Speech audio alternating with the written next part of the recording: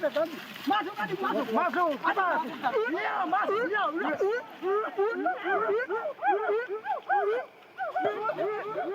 Kayu besi rawa sepanjang 17 meter ini disiapkan untuk membuat salib.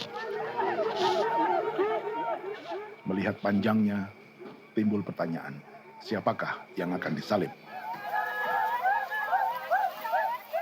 Siapapun itu, pasti sesuatu yang lebih besar dari mereka. Tapi Frankie Woro, Casimilus Awe, dan warga suku Auyu di Papua Selatan ini tak akan melukai siapapun. Mereka memakai salib ini sebagai tanda perlawanan.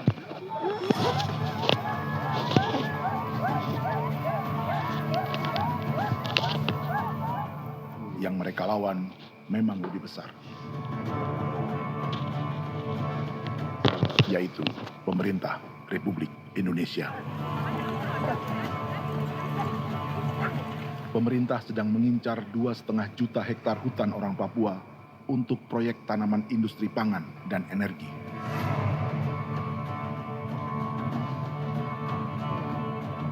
Ratusan kilometer dari salib orang-orang Auyu itu, orang Muyu sedang menyiapkan gerakannya sendiri. Tapi kali ini dalam bentuk sebuah pesta. Pesta yang disiapkan oleh marga Kimco Jinibju selama 10 tahun.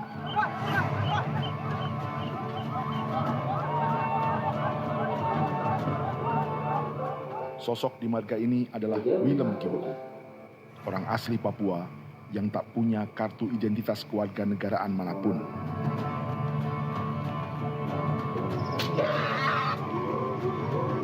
Pesta adat ini sudah cukup langka, tak hanya di Papua, bahkan di kawasan Pasifik dan peradaban Melanesia. Awalnya bayarnya aneh kalau bukan.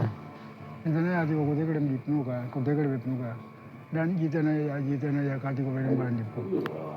Kami mengambil nuko puni. Ada gagasan dan gerakan sosial di balik pesta orang-orang Muyu ini.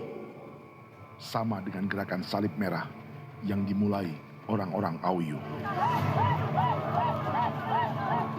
Salib ini akan menjadi yang terbesar dari 1.800 salib merah yang telah ditancapkan berbagai suku di Papua Selatan dalam 10 tahun terakhir.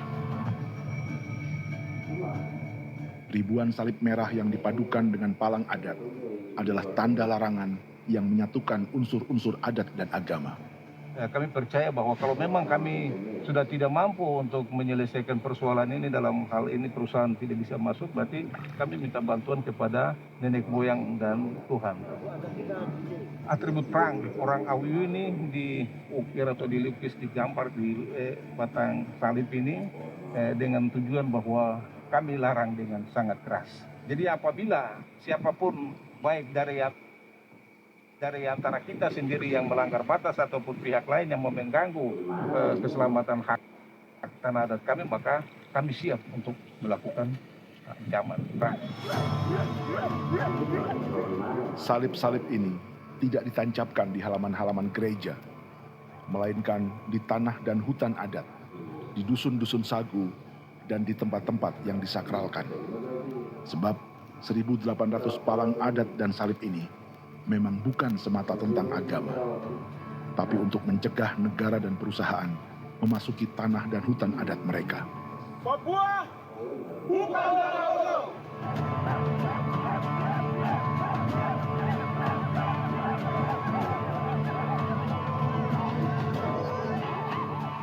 Di zaman TikTok ini, kami ingin menceritakan semua ini lewat film yang pendek.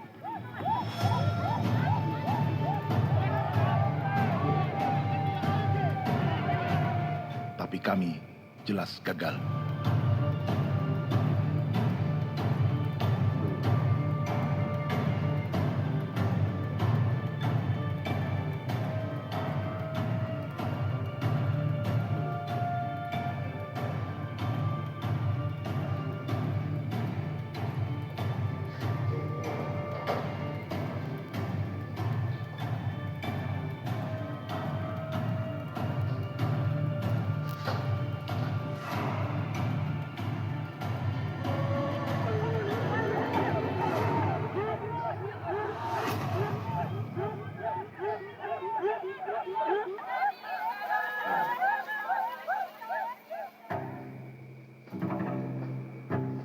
Di planet ini ada 5 pemilik hutan hujan tropis terluas yang tersisa.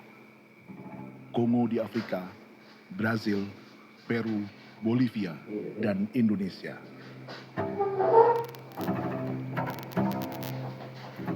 Di Indonesia, satu-satunya pulau yang hutannya masih terjaga adalah Papua, pulau terbesar kedua di dunia setelah Greenland. Lewat sejarah kolonialisme yang panjang, pulau ini kini dikuasai 2 negara. Bagian barat oleh Indonesia yang juga dikenal sebagai West Papua, dan bagian timur menjadi Papua Nugini. Dan tepat di perbatasan ini, di bagian Indonesia, sedang terjadi proyek pemusnahan hutan terbesar di dunia.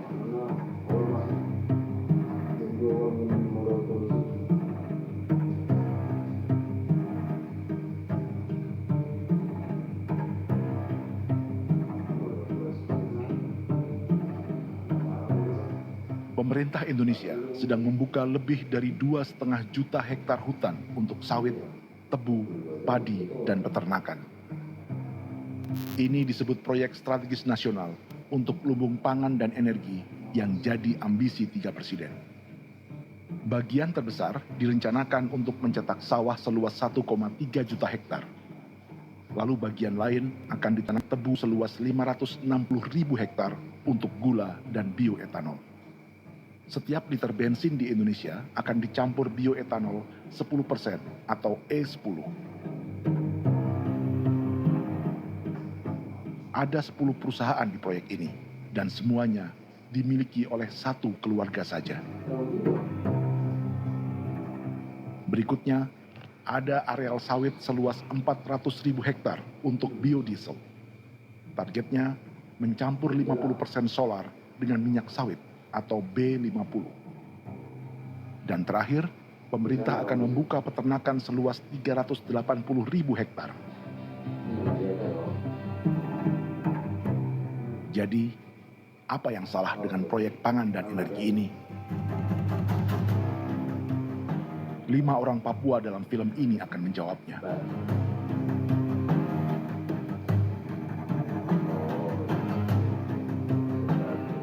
Yang pertama adalah Yasinta Moiwen dari suku Marin.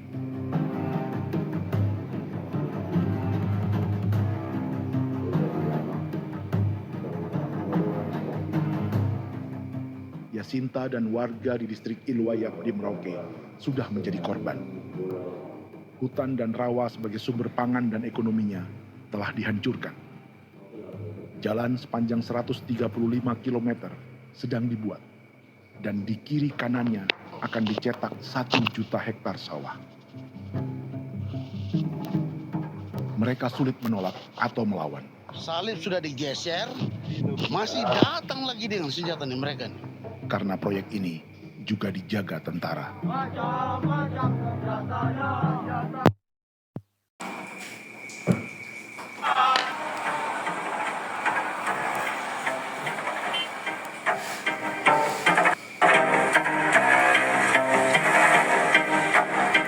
Yang kedua adalah Natalis Buer di distrik Tanah Miring, Merauke. Petani milenial ini merasa ditelantarkan. Sebab setelah hutannya diubah menjadi sawah, sebagian sawah-sawah ini tak tergarap. Orang asli Papua seperti Natalis tak punya modal untuk benih, pupuk, perawatan, hingga ongkos panen.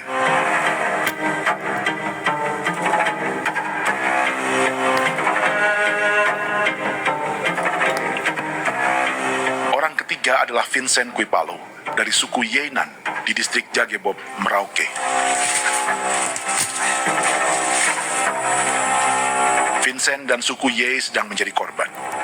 Hutan adat orang-orang Ye sedang dihancurkan untuk perkebunan tebu dan bioetanol. Tanah mereka juga diincar untuk markas-markas militer, pasukan yang akan menjaga proyek pangan dan energi ini.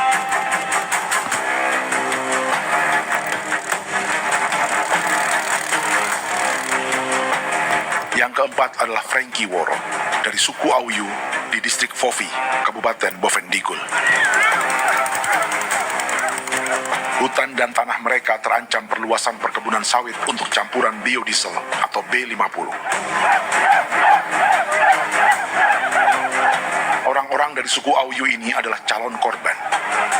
Merekalah salah satu pelopor gerakan Palang Adat dan Salib Merah. Meski kadang berseberangan dengan gereja yang mereka anggap lebih mendukung pemerintah dan perusahaan. Mereka bahkan sedang merencanakan gerakan yang lebih besar, dengan salib yang lebih besar. Tanah milik Semui Sobisiba itu bahwa tanah ini diciptakan oleh Tuhan dan memberikan warisan kepada kami. Kami ini hanya hak jaga.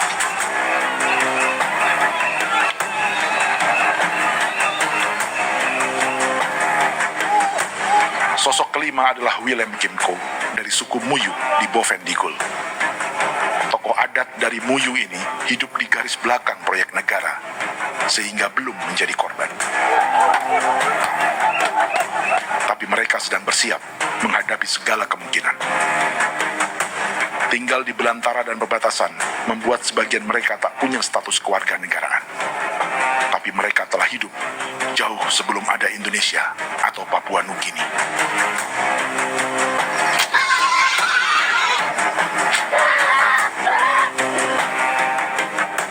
Kelimanya mewakili jutaan orang asli Papua yang sedang terancam eksistensinya. Jika kita merasa kepunahan peradaban Neanderthal di Eropa, Aztec dan Inka di Amerika, atau aborigin di Australia adalah sejarah masa lalu, film ini menceritakan bagaimana pemusnahan sebuah bangsa dan kepunahan sebuah peradaban sedang terjadi di masa hidup kita. Kepunahan bukan karena kerusakan lingkungan dan ruang hidup semata, juga karena dihantam 60 tahun operasi militer.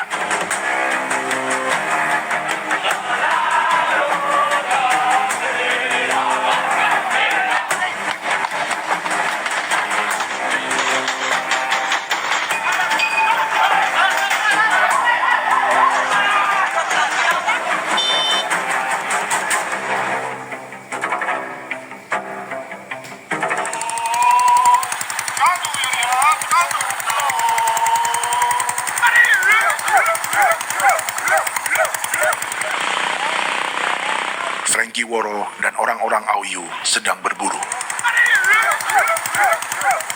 Tapi lokasi perburuan mereka mulai dikuasai perusahaan perkebunan sawit.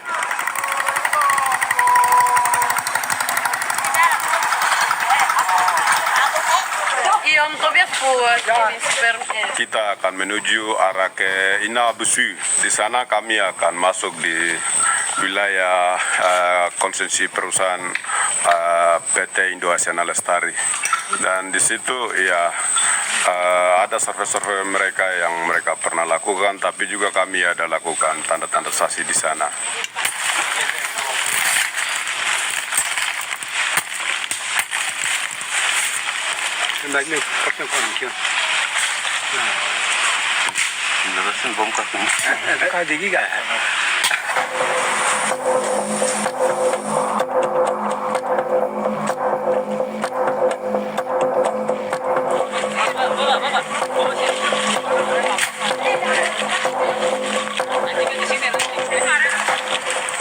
Dapat dengan yang induknya, tapi karena induknya dia lari dan terlambat kerja, akhirnya yang bisa kita dapat dia punya anak ini saja. Jadi kalau pakai bahan kayak